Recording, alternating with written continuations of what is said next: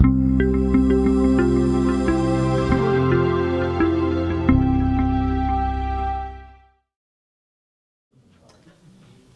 bien c'est donc Guillaume Coron qui s'avance. Alors voilà, soit vous restez, si vous voulez, vous avez une petite zapette aussi à disposition, on a dû vous la donner. Ça. Voilà, Okay, ça vous donne un petit peu de liberté si vous souhaitez vous déplacer. La parole est à vous.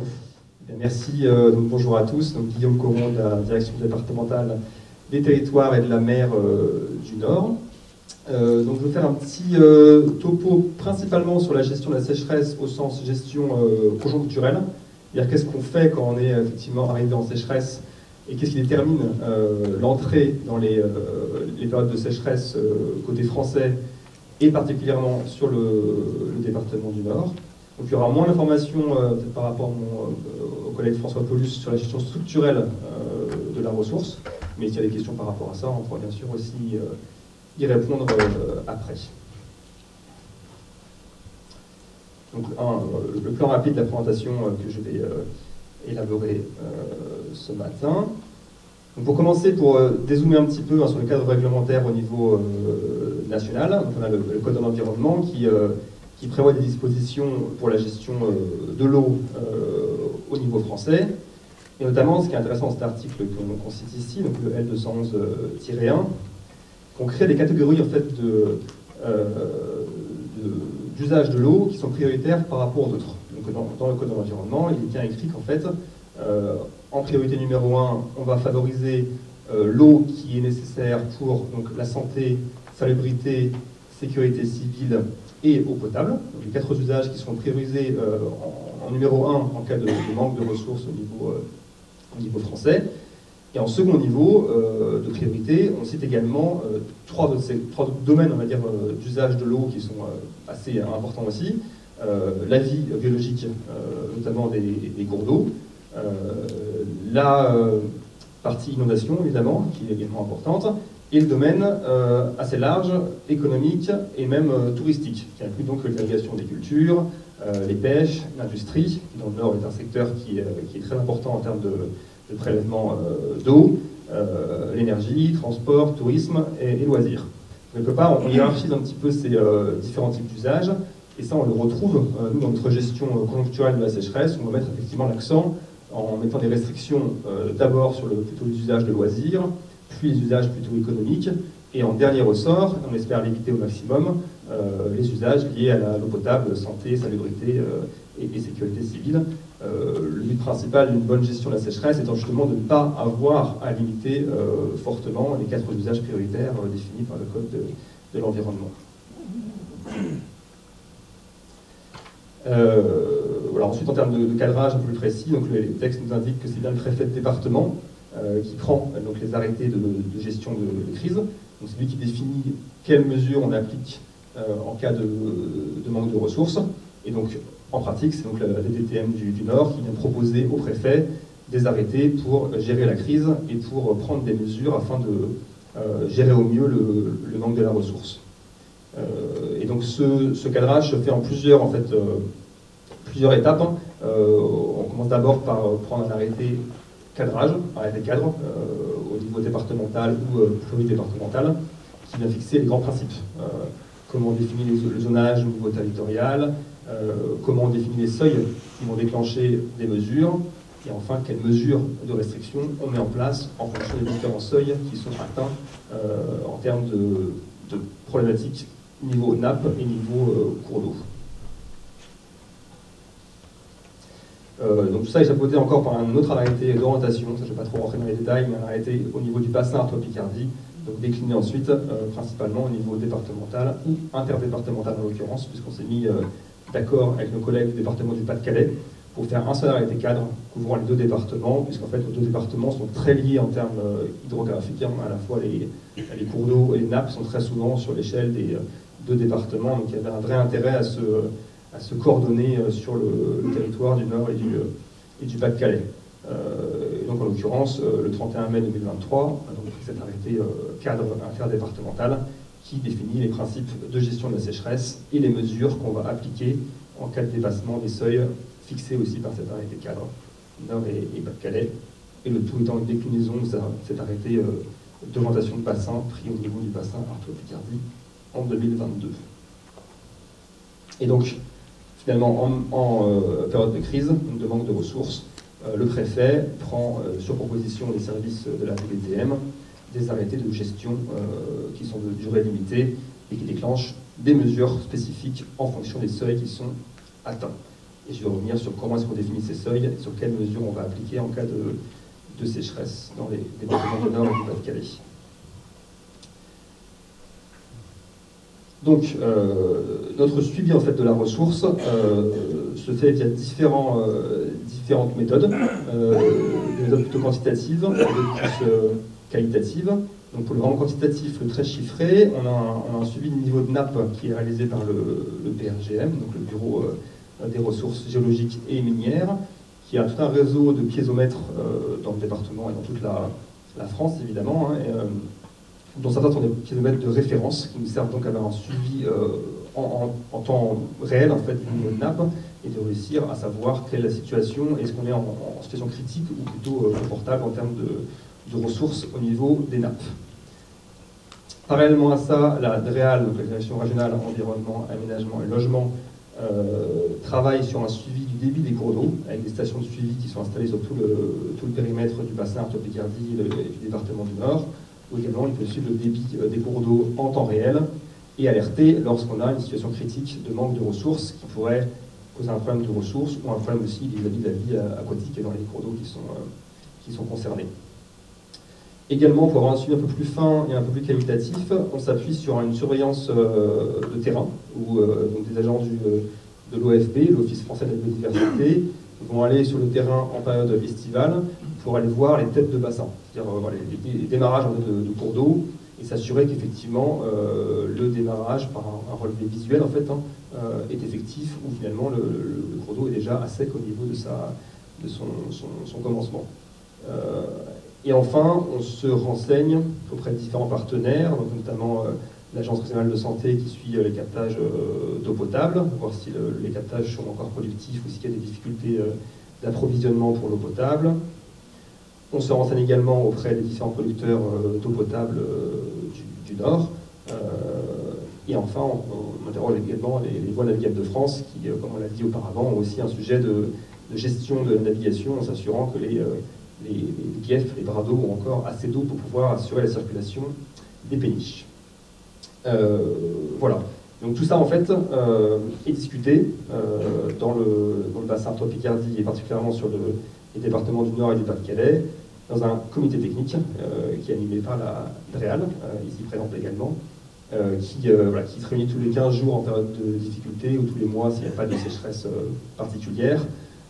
Et qui a pour rôle justement de discuter ensemble, d'apprécier la situation hydrologique des nappes, des cours d'eau. Donc on a également le BRGM qui participe, hein, on a Météo France qui est là, on a le suivi des cours d'eau qui est également assuré. L'OFB également nous fait des retours sur les questions de tête de bassin. Donc le but c'est vraiment de discuter entre un niveau plutôt technique à ce stade-là, hein, plutôt d'experts du suivi hydrologique et hydrogéologique, pour voir quelle situation on a à gérer et comment on va pouvoir réagir. Et donc, suite à ces réunions de COTEC, on va formuler un avis et des propositions pour les services préfectoraux de déclenchement de mesures, de restrictions ou pas, en fonction des situations qu'on a constatées. Cette carte, c'est... alors, je ne sais pas si on la voit très bien à l'écran, mais ça montre en fait les différents points du BRGM sur le département du Nord et du Pas-de-Calais qui permettent de savoir quel est le niveau de nappe. Donc, sur le sage de l'ESCO, typiquement, je ne sais pas si j'ai un pointeur, sur le sage de l'ESCO, il y en a 3 principaux points de référence, hein, qui sont le point de Pomereuil, qui est ici, le point de Rambly-Marchiton ici, et Avrincourt qui est ici, donc 3 piézomètres gérés par le BRGM, qui font référence. C'est eux qu'on va utiliser pour savoir si sur le sage de l'ESCO, on a une tension particulière liée au niveau de ressources souterrains ou pas. Et donc, ce genre de kilomètres nous renseigne sur le niveau de nappe, comme je disais, et en l'occurrence, si on prend un cas de figure du piézomètre de Pomereuil, par exemple, on peut avoir donc un graphique qui nous montre un petit peu le niveau de nappe au fil des années. Donc on a en fait en fond de carte les graphiques rouge, orange, jaune, gris, qui fixent en fait les niveaux, les seuils. Donc seuil de crise, alerte renforcée, alerte ou simple vigilance. Et en gros, dès que le niveau de nappe descend dans un de ces fonds de carte référencés, on sait qu'on a une problématique qu'on va devoir gérer.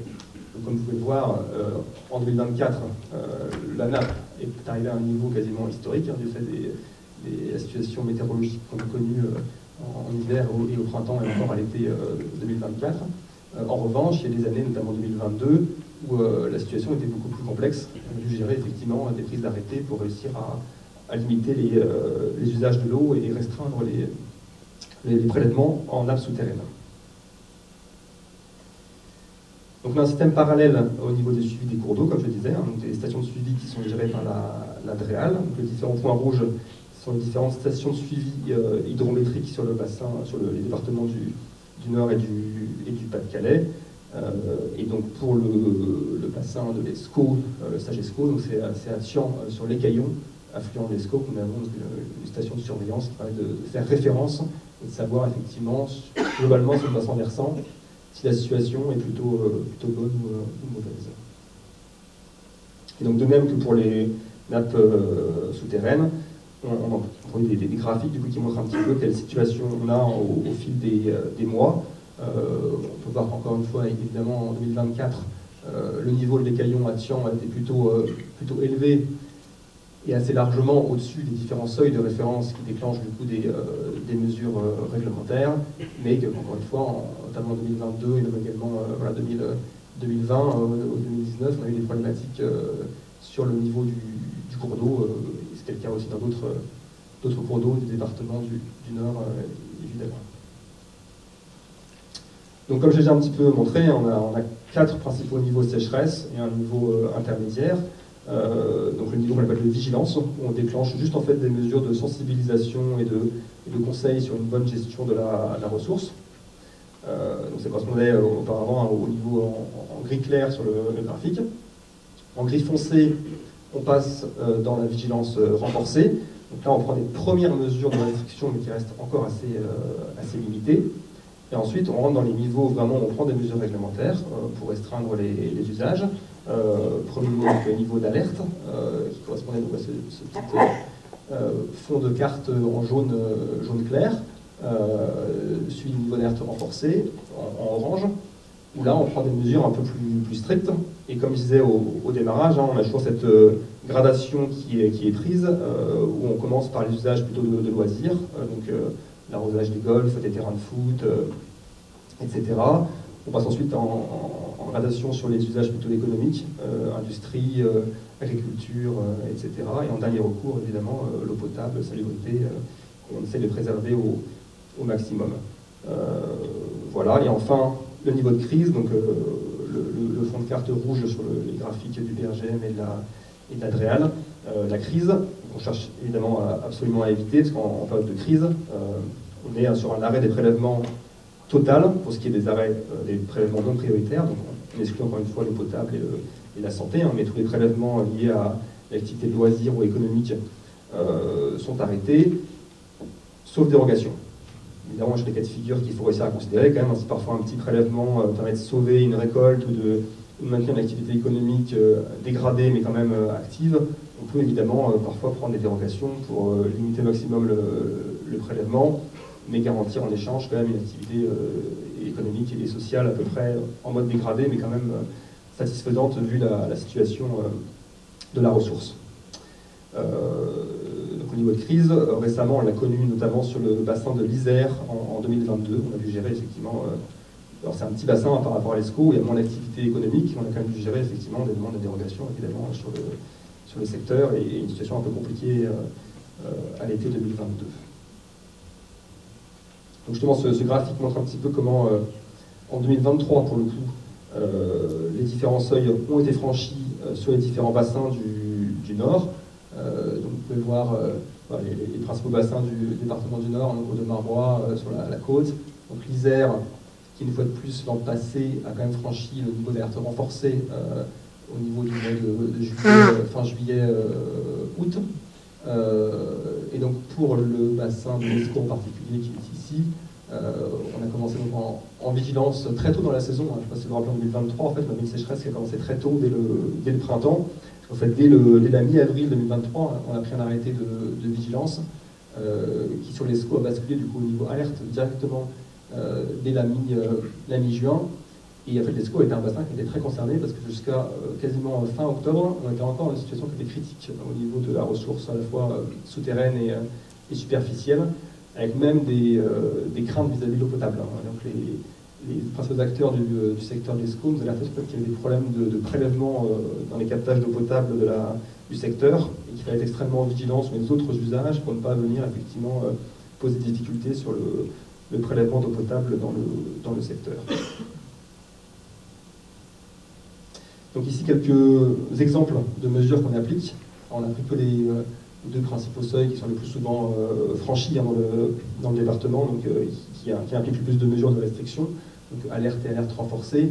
Vous pouvez voir qu'on s'est touché un petit peu tous les principaux préleveurs, d'être assez progressif quand c'est possible, avec soit des baisses de prélèvement, on va dire, assez normé pour l'industrie, donc moins 10% sur l'alerte, moins 20% alerte renforcée, mais en pratique, on permet aussi aux industries de prendre un plan d'action spécifique. Ils peuvent aussi, s'ils le souhaitent, définir eux-mêmes en fait, des actions qui sont aussi efficaces que ce que nous on propose, mais avec un peu plus de finesse dans la gestion de la ressource. Pour l'irrigation, qui est un secteur qui est évidemment très important, dont on a déjà parlé à multiples reprises ce matin, vous pouvez voir que pour ce qui est de la situation actuelle, on est sur un système de gestion horaire, c'est-à-dire qu'en fait on va réglementer les périodes où l'irrigation est autorisée ou interdite, avec une gradation évidemment en fonction des niveaux qui sont atteints. Mais on verra cet après-midi avec l'intervention de Mme Vasseur à la Chambre d'agriculture, on est en train de basculer sur un nouveau système de gestion volumétrique. Donc on va progressivement en 2025 et 2026 à la fois sur le Nord et le Pas-de-Calais, ne plus gérer la ressource liée à l'irrigation de manière horaire, mais bien la passer en gestion volumétrique, où chaque irrigant aura un droit en fait de prélever X mètres cubes d'eau en fonction de sa culture, des hectares qu'il a à disposition, et ce volume sera réduit au fil du temps lorsque les niveaux seront franchis. Voilà, pour s'adapter évidemment à la disponibilité de la ressource sur le territoire. Et voilà ça plus en détail cet après-midi avec la Chambre d'agriculture. Voilà, et pour finir un petit point juste sur comment est-ce qu'on contrôle et qu'on gère les dérogations dans le département. Donc on a des demandes évidemment de précision qui nous arrivent fréquemment, des demandes de dérogation comme je disais, dès lors qu'on arrive au niveau crise en particulier, on a beaucoup de dérogations à gérer, on a 20 demandes de dérogation pour 2022. On fait beaucoup de contrôles aussi, donc quasiment 400 contrôles sécheresse réalisés en 2022, année la plus critique pour le département au niveau de la sécheresse. Et en pratique, ce tableau un peu complexe montre juste que, évidemment, on axe les contrôles principalement sur les zones où il y a le plus de difficultés. Donc l'ESCO a été, alors c'est en 2023, a été un secteur qui a été beaucoup contrôlé puisqu'il y avait une alerte qui était assez prolongée dans le temps. Mais on n'est pas non plus, on n'exclut pas non plus la vigilance renforcée. On peut aussi faire des contrôles sur des territoires qui sont un peu moins sensibles. Mais néanmoins, il y a quand même un besoin d'aller voir ce qui se passe et de sensibiliser aussi les acteurs au fait que même si on n'est que en vigilance renforcée, il y a un besoin quand même de respecter les règles, de s'assurer qu'on ne bascule pas justement dans des seuils plus problématiques dans les semaines suivantes. Et voilà, c'était tout pour ma présentation sur la gestion conjoncturelle de la ressource dans le département du Nord. Merci beaucoup Guillaume Coron pour cette présentation.